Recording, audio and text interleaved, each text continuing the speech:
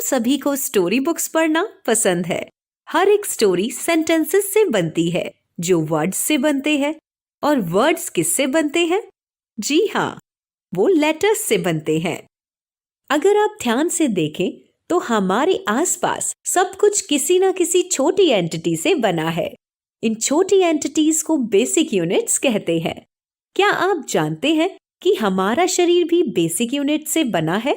जी हाँ, हालांकि एक सिंगल बॉडी दिखती है, ये वास्तव में लाखों बेसिक यूनिट से बनी है। क्या आप जानते हैं इन यूनिट्स को क्या कहते हैं?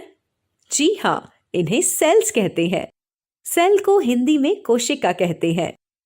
सेल्स अलग अलग मात्रा में आते हैं हमारी या फिर किसी भी लिविंग ऑर्गेनिज्म के शरीर को बनाने के लिए। क्या आप गैस कर सकते हैं एक ऑर्गेनिज्म के शरीर को बनाने के लिए कम से कम कितने सेल्स लगते हैं? मुझे यकीन है कि आप जवाब जानते हैं। जी हाँ, ऐसे भी ऑर्गेनिजम्स होते हैं जो सिर्फ एक सेल से बने होते हैं और उन्हें क्या कहते हैं?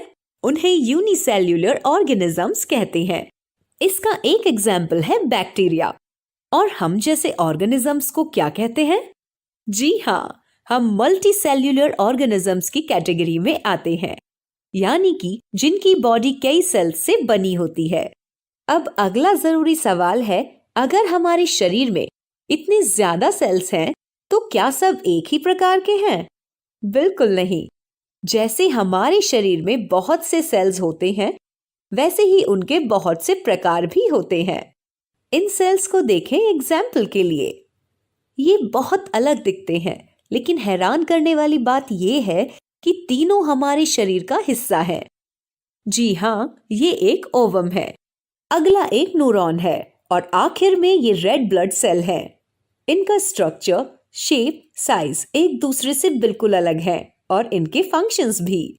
इस तरह से हमारे शरीर को बनाने के लिए विभिन्न प्रकार के सेल्स अलग अलग मात्रा में एक साथ आते हैं। खैर, आज हम इन फैक्ट्स को जानते हैं, लेकिन कभी सोचा है कि वास्तव में इन सभी फैक्ट्स की खोज कैसे की गई?